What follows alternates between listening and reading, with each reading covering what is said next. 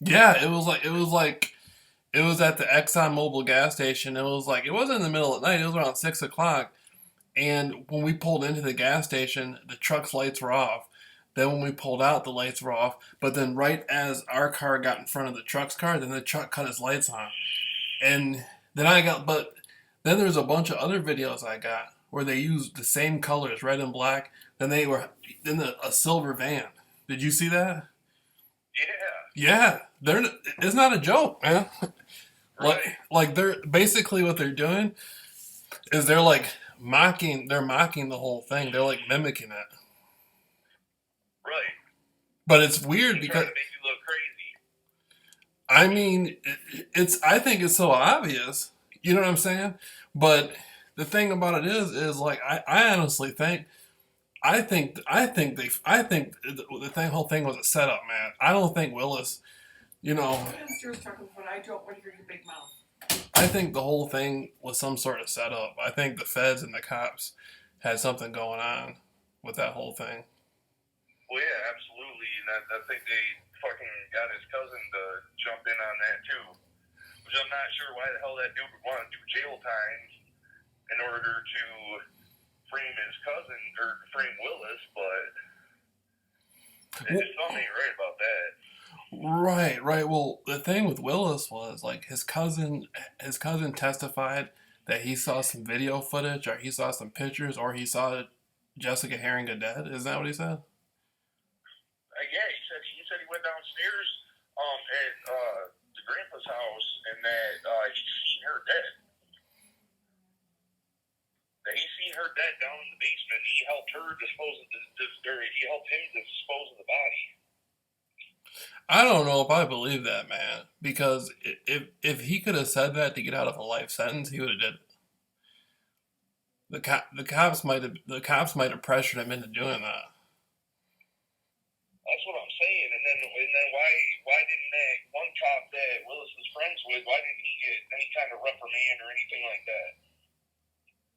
Right, right, right. Well, Willis originally went to jail on back in April of 2016. They said that Willis tried to kidnap a 16-year-old girl, but the Muskegon sheriff didn't come to his house, or the cops that arrested him didn't come to his house and get him until May of 2016. Then after he was in jail for the attempted kidnapping, then like a couple weeks later, then they charged him with the Bletch case. Then later on, after that, and they charged him in September with the Haringa case. They went to Van's oil change and was talking to Jerry Vanderstelt, the owner of Vans, and was asking him because that's where Willis went to go get his oil changed all the time. So they had them pull up fucking video records of him pulling into vans and shit like that. He was pulling into so Vans is like some sort of mechanic shop. It's a car wash oil change. Okay. And it was the one on Applebee's, or what one did he used to go to? Maybe it was the one on Sherman. Dude, but it was one of the two. Dude, after all this gang stalking stuff, like who's to say they weren't playing around and they had people who looked like Willis doing shit? Well, dude, if you look at the freaking sketch that they had of the dude that was in the gas station, it looks nothing like him. It looks more like the owner than it does Willis. It was just it was a convenience thing to them. They were like, oh, he wasn't even fucking working that day. But then, I mean, like, the thing against me is the fact of the bullet striation marks on the bullets with the Rebecca Bletch thing matched the gun that was stolen from, what was that lady's name, Shelley? I know what you're talking. Yeah, in Spring Lake, the company he worked at in Spring Lake, right? Yeah, Herman Miller. Did he buy the gun or did he steal the gun? Because I thought Willis was saying he bought it, and the woman was saying it just came up missing or something, didn't she? And she said it came up missing, and that he used to pull up in her backyard and shit on his snowmobile. And then she said that because they found her underwear in his shed, and matched it to her, and she had said that she had noticed a pair of her underwear were missing too, which is really weird. You know, man, and then the thing about it is, most women got like 50-something pairs of underwear. You ain't gonna notice a fucking pair of your underwear is missing. exactly. So it was like all convenient. So, oh yeah, my underwear was missing too. At the same time, my gun was missing, but I didn't report that my gun was missing. Or did she say that she reported her gun missing? I don't think she reported it. Right, right. And then the thing about it is the weird part about the case is after when Willis was charged with the Bletch case, it was in the news, and then automatically somebody just mysteriously called Silent Observer about the Harrington case. Right. You know, that was strange. Right. It was like I said, my girl went to MCC and was in classes and everything. She went to nursing school with Rebecca Bletch's sister. She's the one that's have you been seeing like the billboards around and the signs in people's yards that say you're silent killed? Yeah, yeah, that's what they were saying. That's what, yeah, and that's what they were saying about the Kevin Bloom guy or whatever. Yeah. Right, right. Man, what about? Okay, I want to ask you a question. Now, what about the dude, the guy? Are you recording now? Can we start? Yeah. All right. What about the guy, Steven?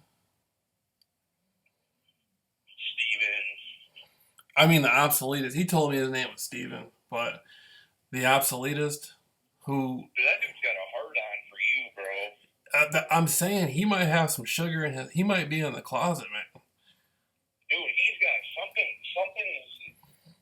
I don't know. I don't know if you did something back in the day to piss that dude off, but that dude, like, he seems to me like he has like pretty much devoted his life into running you into the ground. Exactly, and I don't even know. Like, I don't even. This guy contacted me in like mid 2015, and he was like, "I'm interested in your Jordan Maxwell interviews. I want to do an interview with you about Jordan Maxwell." And I was just like, I'm straight. I don't know you, man. You know what I'm saying? And after that, he just started tripping out and making all kinds of crazy videos about me. And then when I started getting harassed and gang stalked, it's like then he started making videos about that. And I don't even know him, man. And this guy's stalking me. This guy is always sending me emails and stuff. And then he's trying to talk to me through the videos. Like, that's stalking. Well, the thing that's weird about it is the fact that when I had gotten out of jail and I reached out to him to try to talk some sense into him about the fact that what he was doing to you was bullshit and there was no reason for him to be running your name into the ground like that and all these lies he's making up about you and trying to make your life a living hell, I offered to do an interview with him, and then all of a sudden he's just like, poof, disappears, doesn't want to say shit back to me, doesn't want to answer any of my messages. I think he's some kind of like the whole point is maybe he lives in Muskegon. Just because he got. That's what makes me wonder, dude. He might be one of the ringleaders behind all this stuff. Well, it's like, why if you're really from what the UK? Right. Isn't that where he claims he's from? If you're really from the UK, dude, why are you worried about what's going on with somebody in America? Exactly. In Muskegon, Michigan. What's your end game with this? Why are you doing this? Right. Exactly. Why are you calling the cops on him and saying statements that are illegitimate that don't have anything to do with anything and causing an uproar and then getting you locked up on some bullshit? That's my whole point, man, is I don't think he called Silent Observer. I think he is involved with this stuff under the table. I think the people who set me up, or at least some of the people involved with following me around at the time, got him doing a bunch of this stuff.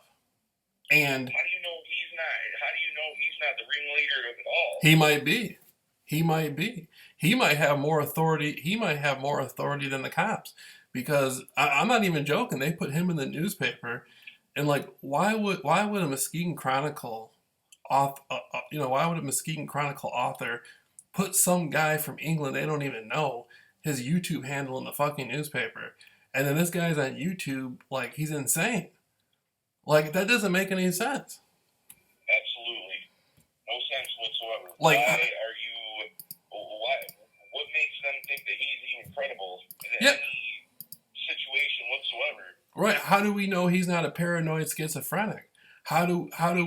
How do we know he's not dangerous? Like this guy might try to hurt. This guy could try to hurt me or one of my family members. He could try to hurt the people who are in the newspaper and try to get me in trouble for it. And that's exactly why I'm like, That's fucking crazy. Dude sketches me out, bro. That's why that's where I was like, yeah, okay, yeah, I'll do it, but right. under certain circumstances, you know what I'm saying? Right. Cause like, Dude obviously he has some kind of power. He honestly has some kind of power.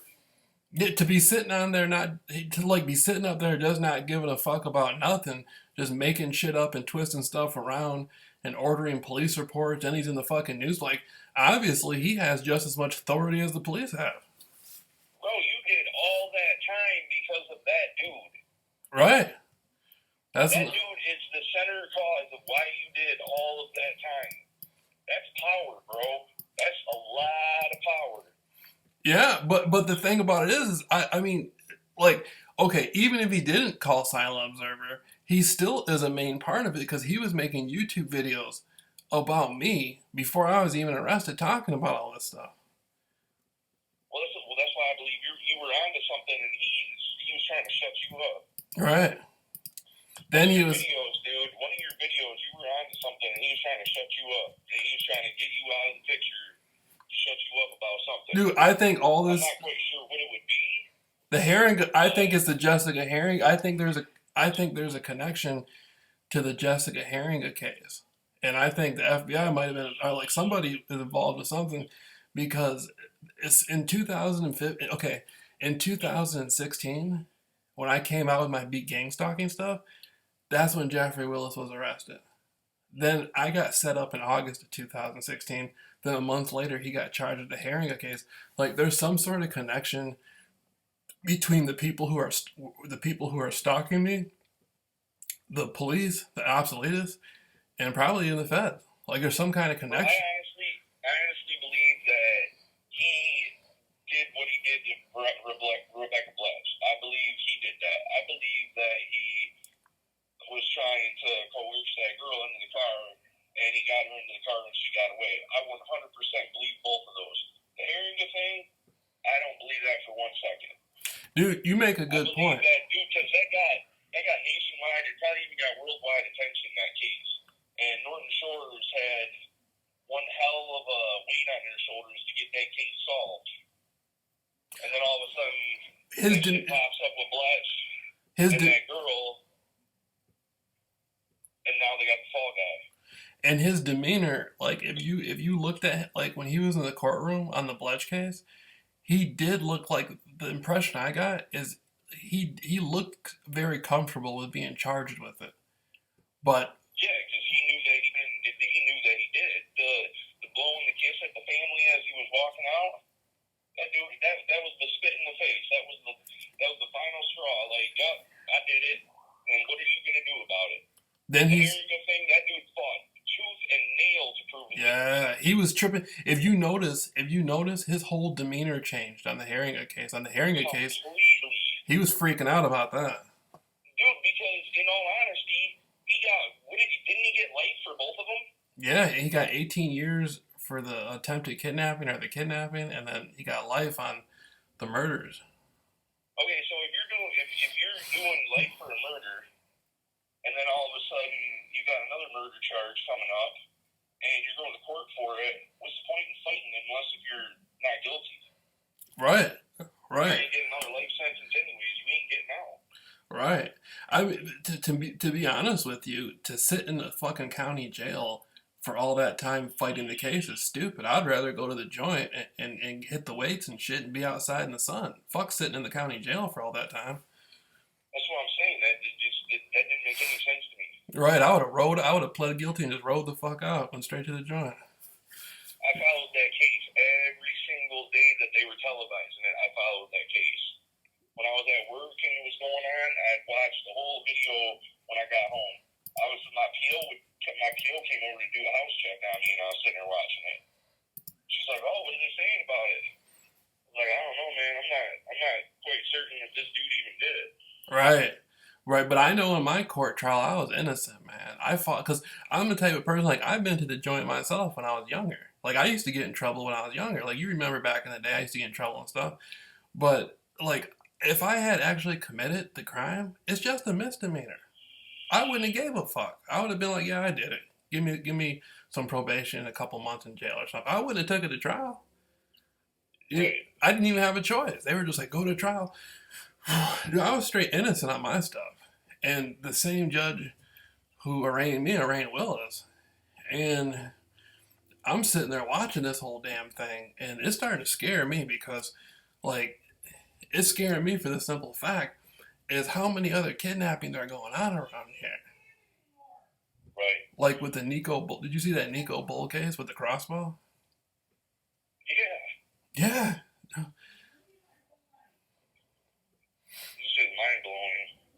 A lot of corruption around here. Right. It's crazy. All right, man, but I don't want to take up all your time, man. We got like 13 minutes in, 12 minutes in, or something like that. I'll edit it and stuff, and then I know you got your family and all that stuff. Oh, they're downstairs. My boys are downstairs playing their Nintendo Switch and their Xbox. Right. But man, yeah, it's something going on. Oh yeah, dude. Without a doubt in my mind, there's definitely some fishy shit going on. Like with those suicides and that guy in the trunk and all that stuff. Yeah, and then did you see that the couple that they found dead at that same fucking motel yesterday? Yeah, my sister was showing it to me about the Whitehall. Yeah. Yeah, Same place that old boy was dead after quote unquote killing his best friend. that stuff's fucking crazy, man.